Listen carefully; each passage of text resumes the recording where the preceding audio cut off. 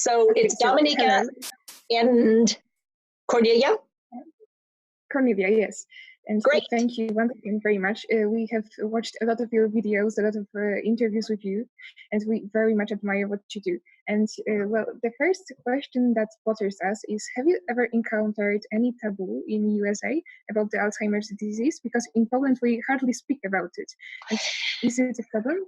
Yeah, it's less of a problem here than it is in Poland. I went to Poland last year and spoke at, I was in Tehran and at the international conference, and it was my understanding that's the very first conference that's ever addressed the issue of dementia. Exactly. In the US, certainly there's still stigma and people, like people don't like it, but we talk about it. People talk about having it. We have people living with dementia who are very active advocates, and we have groups that actually work with people. And so there's a lot more going on over here. It's more open, and we recognize it as there's all kinds of dementia. Alzheimer's is one type, but there's so many. And that it's not something anybody did wrong to get it. So frankly, it could happen to any single one of us. So it's important to understand what's going on and what we could do about it so it's not so scary, because it's just scary. Yeah, exactly. But Gina, where does taboo in Poland might come from?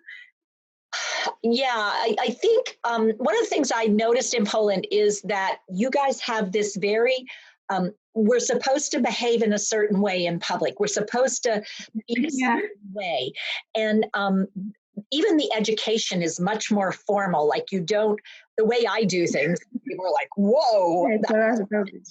Yeah, and so there's this very much, this is how you behave. And it's like, not when you get dementia, it isn't.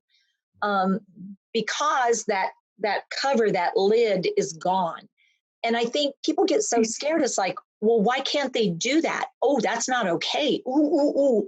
I don't want anybody seeing my mother like that, my father like that, my husband like that. I mean, it's not okay for me to go out like that because I'm not right. And it's like, there's this wrong and this right thing. And it's like, small children, I saw them in Poland, they got into trouble all the time. I mean, little kids are allowed to do things and make mistakes and learn, and sort of get into situations, and we just keep them safe and go, yeah, you shouldn't lay on your stomach and do the swing because you might fall off on your head. But people don't go, you can't go out in the park if you do that. It's like, well, how would they figure out that that's not the thing to do?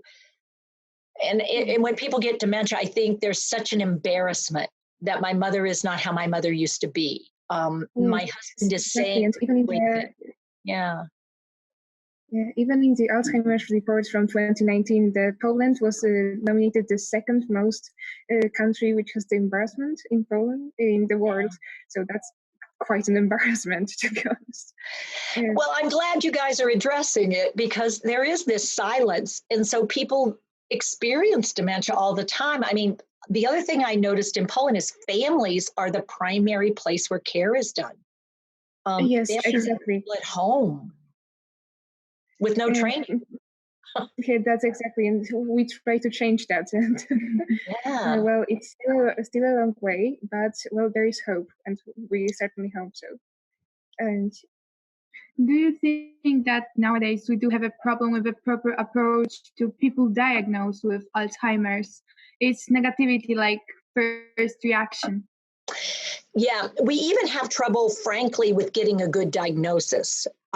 In Poland, I think it takes a long time to build up to going to get a diagnosis because nobody wants to have it. So people wait, and they wait a long time until, what else could it be? I mean, unfortunately, it's so far advancing. But what they've been doing is trying to manage it in a really bad way. So once the diagnosis happens, it's sort of like you got the big letters on you now. And so now it's like, oh, I was afraid of that. Oh. And frankly, people turn away for sure, because before, if they weren't seeing you so often, they weren't seeing you as much, you only went to church, you didn't do something in between, you would only be seen out with somebody, nobody talked to you. Now, you're not even supposed to go out once you get your diagnosis. And I think that's really scary, because this thing is bad enough in that it makes you feel uncomfortable. Now the society is like, yeah, you shouldn't be out here. And it's like, what? Why? Why is that? And I'm wondering, I'm curious, historically, what did Poland do with people with developmental disabilities, like, for instance, Down syndrome? Was that something where families just said, well, my son has Down syndrome. Yeah, he's in school. He's, this is what he does. This is the team he plays on. Or was it pretty much my son? Well, probably we must have this attitude from somewhere, and probably from our relatives, the older relatives. And well, that's not something we're proud of, I suppose. Yeah, I think there's a lot of pride, and I think being proud of something when something doesn't seem the way it used to. And I think also tradition is really important in Poland. There's lots of tradition. Yeah.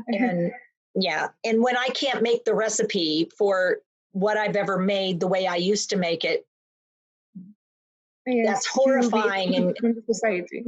And I'm lost, and there's no way you could be with me because I don't make pie the way I used to make pie. It's like, really? It really, yeah. And do you think that the positive approach, the thing that you are spreading, the wonderfully spreading, can really make the difference and can change people, to be honest? It can, because what happens when we have the right approach, people's behavior actually doesn't look as weird as it would, or odd or strange or off as it would. Because when I go, well, hey, and I offer my hand and then I stand beside you and I go, ooh, let's go that way. You can go, oh, okay, rather than what? If I just stand in front of you and say, so would you like to go with me? I thought we'd go over the bridge and go see what's going on over down the road. And it's like, I don't know what you want me to do. Well, I want you to come with me. Well, I don't know what you're talking about. Then it feels more like an argument. So the way of being supportive takes away asking the person to do what they can't do anymore and gives them that support so they can look like, oh, I really like your hair. Looks great. And by simply adding a visual cue of touching my hair and pointing to yours, you have a better chance of being able to say, oh, my hair, yeah, I thank you. And it seems normal. You look a lot more normal than if I say, I really like your hair, and you go, what? And I say your hair, and you go, air. And I go, not air. I wasn't talking about air. I was talking about your hair. But now it sounds like I'm having a fight with you. And if people were watching us, they would go, what's wrong with her? So like simple kindness, it can really change the world, and not to even mention the disease, the approach. Yeah. And that our project is aiming at you, but the young people, you to make them aware of the fact that we should change it, because well, it's really important. This Alzheimer's, nobody really knows about it in Poland, and in the US it kills more people than breast and prostate cancer combined. People don't realize it. So do you think it is possible to activate young people to this care about personal Alzheimer's? When I was I went to Dansk after I did Turan, and I was in a high school. It was a private high school. And I did a session with a woman who spoke Polish really well, Marlena. And Marlena and I did a class for the students. And the students, by the end of an hour, already had skills, and they were already going, I wonder if this would work with my grandma, because my grandma, I think my grandma has that dementia. I think she has that Lewy body dementia you talked about. Because what we did is, in that very short window, we got people to realize, this is my family. And if we don't want to repeat what we're watching our grandparents and great-grandparents and our parents going through, we've got to change something. And that's you guys. Because your brains are actually the ones that are the quickest to accept and modify themselves based on new information. And so it turns out younger people can change faster and better than older people, because your brains are quicker at building synapses. And that's really important to grow those synapses. And Yeah. in Poland, it also happens that when our grandparents, let's say, develop the disease, our parents just try to exclude us from this whole environment, and just not to see grandpa or grandma. And it's not only about the sharp of our brains, but can we really contribute to this, to the care, to the like physical care? Yeah. Well, what I would say is one of the things is if you don't get a chance to experience the care as a grandchild, then the first time you'll run into it is when you're doing your parents. And if you have no experience with it and it's your parents, it's actually a lot harder when there's not a generation between, because grandparents and grandchildren have a different relationship than parents and children. And so it turns out that grandchildren can actually often get an older person to do more things and be more willing to try things than a kid can, because those parents, mom, stop it. They turn in, they start smacking them on the hand and telling them they're a bad person. Whereas a grandkid can say, Grandma, come on, let's go out. I want to go for a walk. And she'll go, oh, okay. Whereas mom says, you've got to get some exercise. You've been sitting in that chair. And it's like, I'm fine. And that's an argument versus a younger person, a grandchild, can often convince people to try some things. That was certainly the case with me, because I learned to help take care of my grandfather and then my grandmother. So do you think that through the younger people, we can make a difference in this negative approach? I think you're the only hope we have. Because I think people who are doing what they're doing don't like being told that what they're doing isn't a good idea. So I think seeing new ways of doing things and having it be shown to you, role modeling, we call it role modeling, when you do something and people look at it and go, oh, well, how did you do that? It makes people curious rather than people saying to people, that's not how you should do it. And instead showing them ways you can do it, and them recognizing, well, why did you get a different result than I did? And it's like, well, because I worked with her, I didn't fight with her. So it's better to show them than just to tell them. Yeah. That's really important. And what in your opinion is this proper approach? How should we act? What should we do to make the process of illness as comfortable for our relatives as possible? One of the things is to, before you start doing something, take a few minutes to see what the person is doing and not doing, what they seem to be looking at and what they're not noticing, what they're doing with their hands and their mouth, so that you can pay attention to what they seem to be interested in or not interested in. And then making sure when you first come in, you go, Dominika, hi. And you offer your hand and see what they do with that hand. Do they pat it and watch it and touch it? Or do they go, well, hi, and say right back and take your hand and shake it? Well, that says they got it, that you want to be social, or they just think you're an interesting hand thing and they don't realize you're there. And so you want to put your face down and go, hello, so that when they're looking at your hand, they also see your face. And then they go, oh, hey. And that's when you know, oh, okay, now that's what they have. Wow. So if I want her to notice this cup, I'm going to have to put it, and then I might actually, oh, that's really good. And then I hand her cup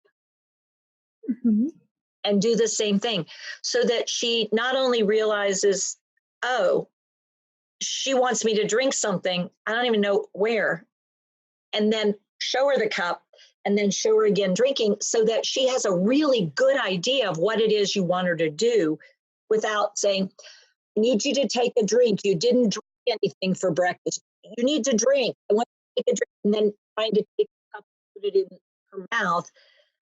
It makes her not want to do it, and it makes it harder. So I think that idea of showing people things and then simplifying it by offering is a great way to get started.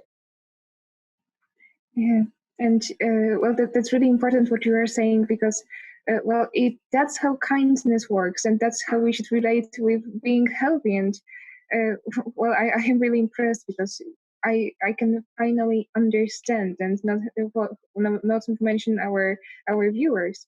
Yeah. And do you think that this Alzheimer's enigma, because it has been more than 100 years since Dr. Alois Alzheimer discovered the disease, and we didn't really make much progress. And do you think like there is any hope in this? I think the first time we're actually going to keep it from anybody from getting it is a ways off. I think what we might be able to do before too long, we know now we can reduce people's risk of getting it. So if you don't get stressed all the time, if you sleep decently, if you have good social connections, if you do things to keep your body and your brain healthy, and if you eat well, you have a better chance of not developing it. But some people will still get it. For people who have it, it's going to be quite some time. Probably, maybe you will be old before we get lucky enough to figure out ways to make it go away. It's just been really challenging. As soon as they think they've got something that works on animals, it works on animals, but when we try it on people, it doesn't work on people because people are different than animals. And it turns out to study the mice that they keep doing all the work with, we give them human DNA, and that's how they get dementia. They get human dementia in mice. But then when we try to take the dementia away from them, it works because it's not their dementia to start with, it's a human dementia. But when we then try it in humans, it doesn't work the same. So it's hard because we use animal models and we think, okay, but then when they try it in human models, so far, we've had lots of failures. It doesn't mean we should stop. It just means it's a lot harder than people want it to be. But education, prevention, and a good approach can really make the difference because, like, even in France, they reduced Alzheimer's by 3%, and it seems nothing. But there are people, this 3%, they are really sick people which avoided this disease, and that is really wonderful. Yeah. I mean, we know we're going to nibble away at it rather than beat it, I think. And the more we get better at figuring out what I can do for me and what we can do for you, that helps. We reduce our own risk. Every time we don't have a fight with somebody, every time we don't get frustrated and not sleep for days because we are so angry or upset, it reduces the damage to our own brains. Every time we don't load up on sugar and do a big sugar rush or drink a lot of alcohol or things that we know are risky. I mean, taking care of ourselves does matter over the long haul. But part of taking care of ourselves is being comfortable helping someone else because we're a community. And people don't really realize that, but they should. And this interview gives us a lot of energy, really, because you've literally told us everything we wanted to say and a lot of more. Really. Thank you very much. Tak. See, that's my one Polish word, tak. And dzięki. I got dzięki too. Thank you. We really appreciate it. Thank you. And we hope that this is not our last contact. It was an honor, really, and inspiration to talk with you. We wish you all the best. Yes, absolutely. Thank you guys. I hope this is for you because you are Poland's future. So absolutely. Thank you. And you are America's dream, really. Thank you. Take care and keep me posted, and I'll send you, Polly will send you this recording. Thank you. Thanks, Monika. Thanks. And see you. Bye. Absolutely. Take care. Bye-bye.